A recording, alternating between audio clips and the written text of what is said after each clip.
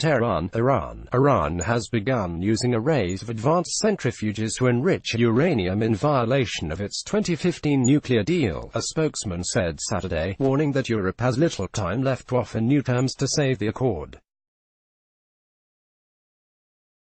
The comments by Behrouz Kamalvandi of the Atomic Energy Organization of Iran signal a further cut into the 1 year. Experts estimate Tehran would need to have enough material for building a nuclear weapon if it chose to pursue one.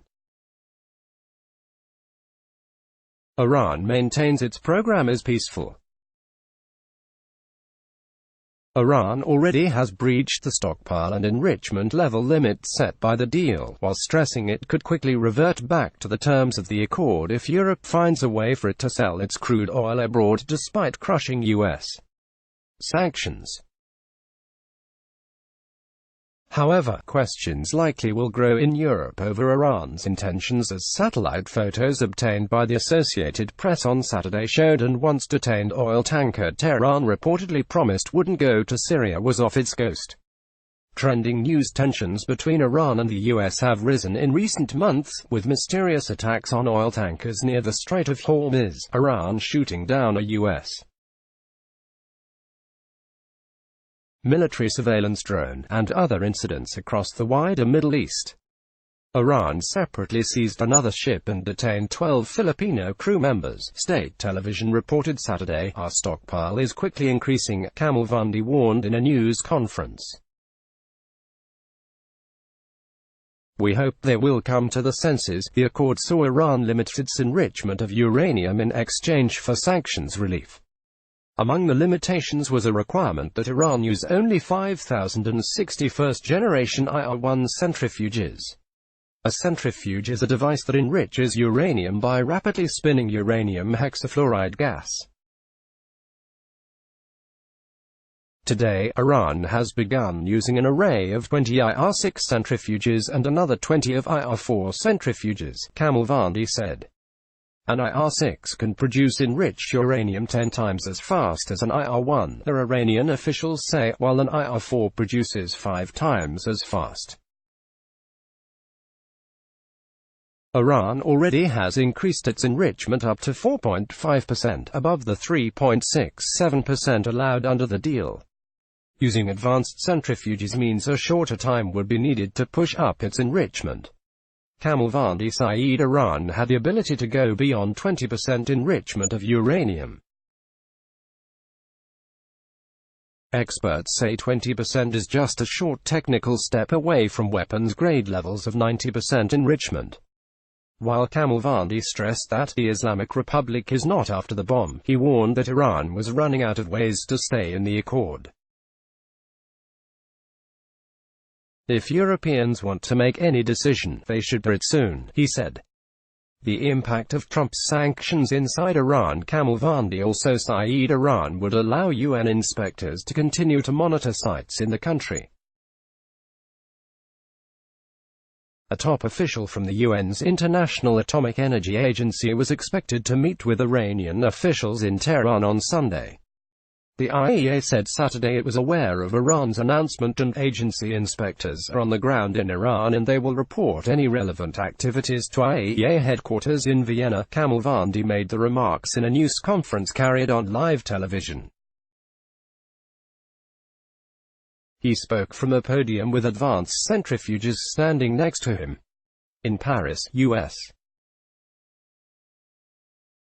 Defense Secretary Mark Esper said Iran's announcement wasn't a surprise. The Iranians are going to pursue what the Iranians have always intended to pursue, Esper said at a news conference with his French counterpart, Florence Parly.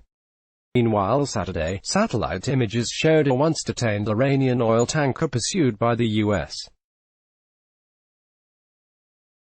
appears to be off the coast of Syria, where Tehran reportedly promised the vessel would not go when authorities in Gibraltar agreed to release it several weeks ago.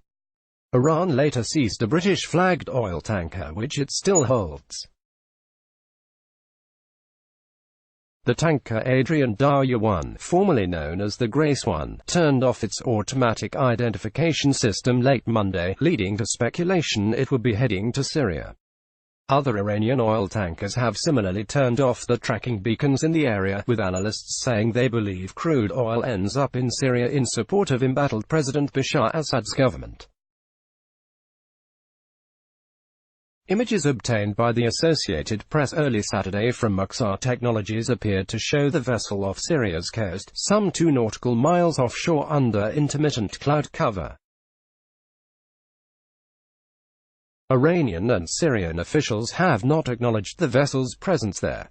There was no immediate report in Iranian state media about the ship, though authorities earlier said the 2.1 million barrels of crude oil on board had been sold to an unnamed buyer.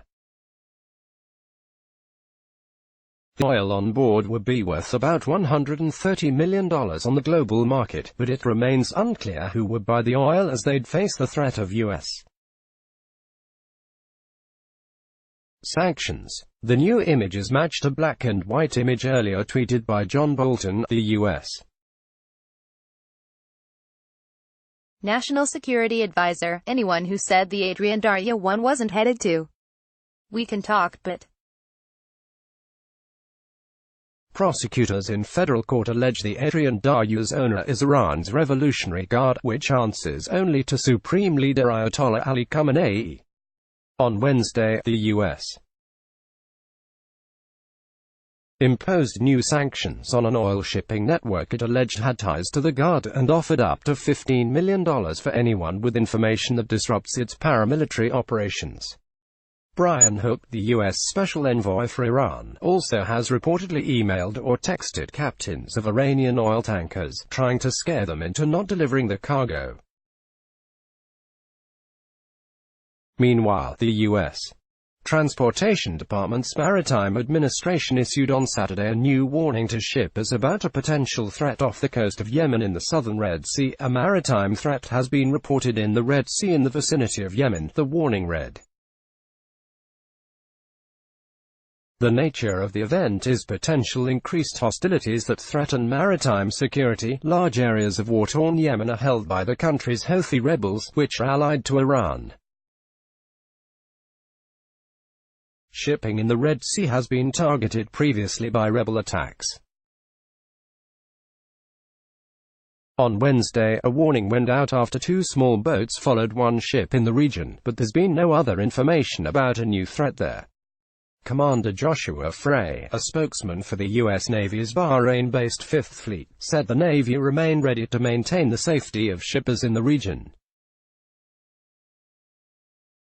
Separately Saturday, state TV Saeed Iran seized a tugboat and its crew of 12 Filipinos near the Strait of Hormuz on suspicion of smuggling diesel fuel. The report did not elaborate. Frey said the U.S. Navy was aware of the report but declined to comment further. In Manila, the Philippines Department of Foreign Affairs said it was checking details of the reported "Let's block ads. Why?"